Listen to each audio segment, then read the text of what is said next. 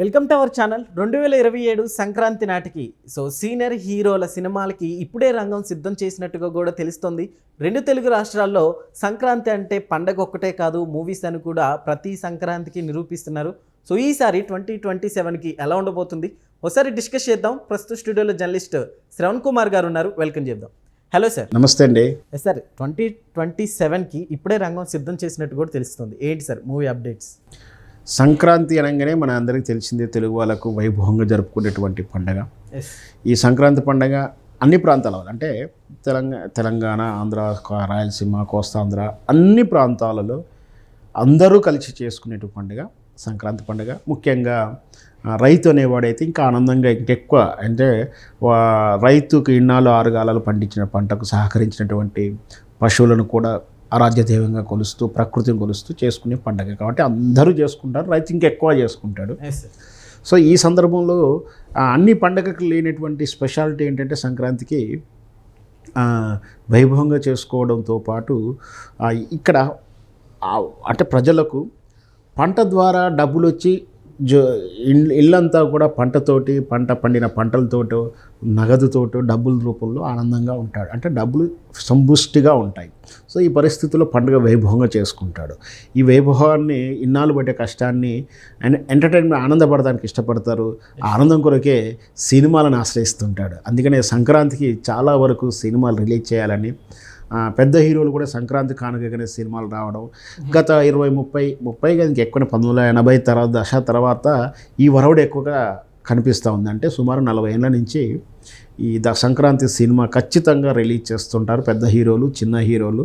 సంక్రాంతి పురం నిలబడి గెలిచి మేము కూడా సంక్రాంతి హీరోలు అనిపించుకోవడానికి పరితపిస్తున్న వాళ్ళు చాలామంది ఉంటారు. సంక్రాంతి సినిమా అనగానే బాగా గుర్తుకొచ్చేది నటుడు సూపర్ స్టార్ కృష్ణ గారు, ఆ తర్వాత బాలకృష్ణ గారు, ఆ తర్వాత చిరంజీవి గారు, అందరూ కూడా వచ్చారు. కానీ సంక్రాంతి అనగానే ఒక తెలుగుతనంలో బాలకృష్ణ గారి చిత్రాలు ఉండడం, సూపర్ స్టార్ కృష్ణ గారు సంవత్సరానికి 14, 16, 15 చిత్రాలు రిలీజ్ చేస్తున్న సంక్రాంతికి అయితే ఖచ్చితంగా రిలీజ్ చేస్తూ ఎక్కువ శాతం ఉండేది. సో అదే సాంప్రదాయం ఇంకా కొనసాగుతూనే ఉంది.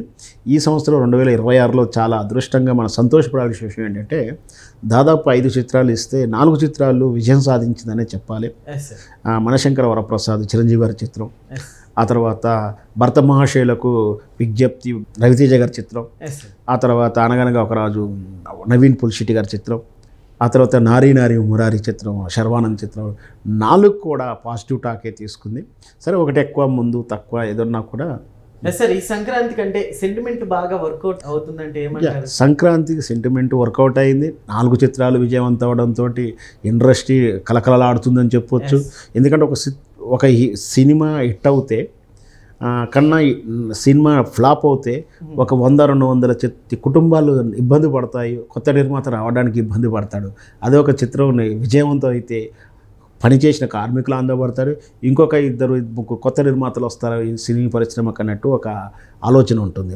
అదే వరవడి కూడా ఈరోజు సంక్రాంతి రిలీజ్కు విజయవంతంతో ఉంటే ఇదే సెంటిమెంట్ తోటి రాబోయేటువంటి 2027 సంక్రాంతికి అప్పుడే సన్నాహాలు మొదలుపెట్టారు. ఆల్రెడీ చిరంజీవి గారి చిత్రంతో విశ్వంబర్ అయితే వెయిటింగ్లో ఉంది. మరి అది సంక్రాంతికి రిలీజ్ చేస్తారా ఏముంటో కానీ ఇప్పుడైతే సంక్రాంతి అంటున్నారు. లేదు మధ్యలో ఈ లోపే అంటే దసరాకు కానీ అంత ముందు కానీ వేసవి సెలవులకు కానీ వచ్చినప్పుడు అక్కర్లేదు. లేదా ఇంకొక చిత్రాన్ని చిరంజీవి గారు సంక్రాంతికి ఏమైనా ప్లాన్ చేస్తారా అదొకటి. అనిల్ రావుపూడి గారు ఎట్లాగూ వాట్ నెక్స్ట్ చిరంజీవి చిత్రం వాట్ నెక్స్ట్ అంటే సంక్రాంతికి వస్తున్నాం, గత సంవత్సరం సంక్రాంతి విజయవంత చిత్రాన్ని సీక్వెల్గా రావడానికి సీక్వెల్కి ప్లాన్ చేశారని, అది షెడ్యూల్కి వెళ్ళే అవకాశాలు ఉన్నాయని, అది వెళితే మళ్ళీ రేపు సంక్రాంతికి రిలీజ్ చేస్తారని కూడా ఒక వార్త. సంక్రాంతి అంటేనే మనకి అనిల్ రావుపూడి గారు రీసెంట్గా గత 3 సంవత్సరాల నుంచి ఆయన విజయవంతంగా చిత్రాలు నెక్స్ట్ ప్రాజెక్ట్ కూడా ఇలా అంటే అందరినీ నవ్వించే విధంగా ఉంటుంది అనుకోవచ్చా? ఖచ్చితంగా ఇప్పుడు ఆయన చిత్రాలన్నీ కూడా ఫ్యామిలీ ఓరియంటెడ్ చిత్రాలు ఉన్నాయి. ఆ సంక్రాంతి కానీ F2 కానీ F3 కానీ ఏ చిత్రాలైనా బ్రహ్మాండంగా ఉన్నాయి. ఇప్పుడు కూడా అదే సంక్రాంతికి వస్తున్నాం. గత సంవత్సరం 2024లో సంక్రాంతికి వస్తున్న చిత్రాన్ని సంక్రాంతికి రిలీజ్ చేసి వెంకటేష్ గారి హీరోగా నటించిన చిత్రం సూపర్ డూపర్ హిట్ ఎట్లా చేశారో దాన్నే సీక్వెల్గా మళ్ళీ వెంకటేష్ని పెట్టుకొని మళ్ళీ సంక్రాంతికి వస్తున్న సీక్వెల్ 2 ప్లాన్ చేస్తున్నట్టు అది కన్ఫర్మ్ అయినట్టుగా సమాచారం. మొత్తం మీద అయితే అది కూడా రేపు సంక్రాంతికి రిలీజ్ అవ్వడానికి సిద్ధమవుతున్న తరుణంలో శర్వానంద్ కూడా ఇంకో చిత్రాన్ని ఇదే ఊపుతోటి శర్వానంద్ కూడా నెక్స్ట్ వచ్చే సంక్రాంతికి మళ్ళొక చిత్రం తీయాలని మన తేజ సజ్జా కూడా ఒక చిత్రం కూడా ఉంది. అది కూడా వచ్చే అవకాశం ఉంది. ఇవే కాకుండా చెప్పలేం రేపు బాలకృష్ణ గారి సినిమా, ఎన్టీఆర్ గారి చిత్రాలు ఇవన్నీ కూడా ఉన్నాయి. కాబట్టి ఖచ్చితంగా 2027 సంక్రాంతి వరకు మంచి భారీ చిత్రాలే వస్తాయి. మరి అప్పుడు ఎలాంటి రిజల్ట్ వస్తుందో మనం ఇప్పుడే ఏం చెప్పలేం. సార్ ఈ సంక్రాంతికి కూడా అంటే చాలా మూవీస్ ఎక్స్పెక్ట్ చేసి కూడా అంటే మధ్యలో బ్రేక్ పడడం, డిలే అవడం కూడా జరుగుతుంది కదా. సో ఈ ఇయర్ అట్లా ఏమన్నా అవని అనుకోవచ్చా మనం? ఖచ్చితంగా అన్ని షెడ్యూల్ ప్రకారం వచ్చేసినాయి. యాక్చువల్గా అఖండ 2 ఒక వారం లేట్ అవ్వడం వల్ల అవి కూడా సంక్రాంతి బరిలోకి ఉందనే చెప్పాలి. ఏమైనా ఒక విజయ్ నటించిన జయనాయకుని చిత్రమే సంక్రాంతి బరిలో నిలుస్తుంది అనుకున్నాం. అదే టెక్నికల్ ప్రాబ్లం ఏంటంటే సెన్సార్ బోర్డు క్లియరెన్స్ ఇవ్వకపోవడం, అభ్యంతరాలు చెప్పడం, కోర్టుకి వెళ్ళిన తర్వాత కూడా మళ్ళీ అబ్జెక్షన్ రావడం, రకరకాల కారణాలు. ఈ వ్యాప్యంలో సంక్రాంతి దగ్గరికి రావడం, సంక్రాంతి థియేటర్లు దొరకకపోవడము కారణం చేత లేదా కోర్టు ఇష్యూ వలన లేట్ అయింది. అదొక్కటే వెనక్కి వెళ్ళింది. మిగతా అన్నీ కూడా ఆటోమేటిక్గా సంక్రాంతి బరిలోకి వచ్చేసినాయి. రాదలుచుకున్నాయి, వద్దామనుకున్న చిత్రాలు అన్నీ కూడా రిలీజ్ అయ్యి మంచి రిజల్ట్ ఇచ్చింది. ఈ సంవత్సరం ఓపెనింగ్ అయితే బాగుంది. సో రాజాసాబ్ కూడా బాగుంది, కానీ హెవీ బడ్జెట్, హెవీ ఎక్స్పెక్టేషన్ వల్ల కొంచెం డిసప్పాయింట్ అయింది. కానీ రాజాసాబ్ కూడా మంచి చిత్రంగానే ఉంది. అంటే ప్రేక్షకుడు హ్యాపీగా ఫీల్ అవుతున్నారు. బట్ ఎక్స్పెక్టేషన్ గ్యాప్ ఎక్కువ ఉంది. కానీ మొత్తం ఏదైతే రాజాసాబ్ సరే పెట్టుబడి విషయంలో ఎంత వచ్చింది ఏం పోయిందంటే ఆ చిత్రం మాత్రం చెప్తారు. కానీ మిగతా అన్నీ కూడా పాజిటివ్ టాక్ ఉన్నాయి. బ్రహ్మాండంగా చిత్రసీమ తెలుగు టాలీవుడ్ అయితే ఇప్పుడు కలకలలాడుతుంది, హ్యాపీగా ఉంది, మంచి బిగినింగ్ ఉందని చెప్పొచ్చు. సార్ ఇయర్లో ఒక సంక్రాంతికి ఇంత క్రేజ్ ఉందా అంటే ఏం చెప్తారు? అంటే మూవీస్ రిలీజ్ అవటానికి ఖచ్చితంగా అదే చెప్పానుగా, సంక్రాంతి మూడ్లో ఎలా ఉంటుందంటే మంచి హాలిడేస్ వస్తుంటాయి. హాలిడేస్ కూడా మనకు అవునన్నా కాదన్నా డిఫరెంట్ ఉంది. ఎందుకంటే డిసెంబర్ ఎండ్ వీక్లో కొన్ని కాలేజీలు, స్కూళ్ళు అట్లా వస్తాయి. సంక్రాంతి సీజన్లో వస్తాయి.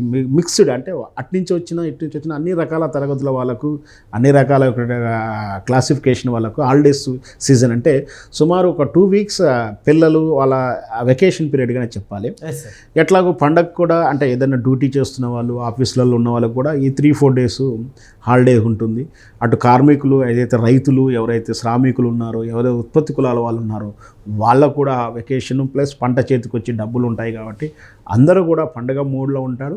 పండగ అది ఏ పండగ అంటే ప్రకృతి అంటే పండగకు, పంటలకు సహకరించినటువంటి ఆ పశు సంపదకు, పాడికి, ఆ వ్యవసాయానికి పూజ చేస్తూ దాని కృతజ్ఞత చెప్పుకుంటూనే డబ్బులో వినోదం కోసం కూడా సినిమా రంగాన్ని మనం చూసాం. చాలా ప్రాంతాల్లో ఎడ్ల పందాలు, గుర్ర పందాలు ఇవన్నీ ఏంటి మనకు టైంపాస్ ఎంటర్టైన్మెంట్ కోసము, లేదా డబ్బులు ఉన్న తర్వాత పందెం గాయడం, ఇది ఒక ఎంటర్టైన్మెంట్గా ఫీల్ అవుతారు కొందరు. అట్లా వచ్చిన కల్చర్. కాబట్టి సంక్రాంతి సినిమాలు చూడడము, సంక్రాంతికి వినోదం చేయడం అనేది ఆనవాయితీగా ఉంది. దాన్ని సినిమాలు చూసి ఎంటర్టైన్మెంట్ పొందుతారు. కాబట్టి సంక్రాంతి సినిమాలకే ఎక్కువ ప్రయారిటీ ఉంటుంది. సో ఎవరైనా సరే నిర్మాతలు సంక్రాంతి బరిలోకి రిలీజ్ చేయాలి, అకేషనబుల్గా అయితే సినిమాకు మినిమం గ్యారంటీ కలెక్షన్లు వస్తాయి అనే ఒక దృక్పథం అయితే గత 30-40 సంవత్సరాలు చూస్తున్నాం. అదే తరహానే ఈ సంవత్సరం కూడా మంచి చిత్రాలు వచ్చాయి. వచ్చిన చిత్రాలు అన్నీ కూడా సక్సెస్ అయినాయి చెప్పాలి. Okay sir, thank you.